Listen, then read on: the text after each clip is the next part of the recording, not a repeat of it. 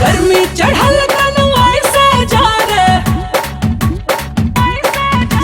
ज्वालामुखी जैसे भक भक मारे। गर्मी चढ़ल तनु ऐसे जा रे, ज्वालामुखी जैसे भक भक मारे। मनवा पे कंट्रोल न बाटे, फाटे जवानी स्नेह में। बर्फ के पानी रगड़ दी करानी कहो तो कहराते में। बर्फ के पानी रगड़ दी करानी कहो तो कहराते में। देह में आई हो दादा।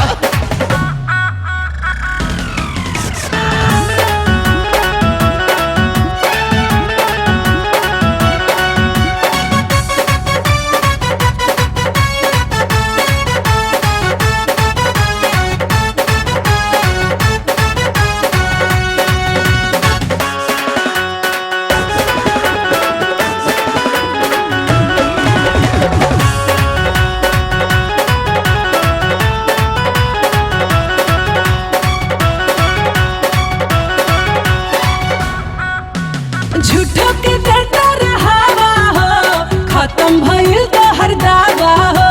झुके तो देखा छन छन जरे, असही धधका तावा हो। करिए बात नहीं फर्जी हो, बॉडी में बाटे एनर्जी हो। गर्मी चढ़ल बात कदी ही ठंडा, करे दयाज मन मर्जी।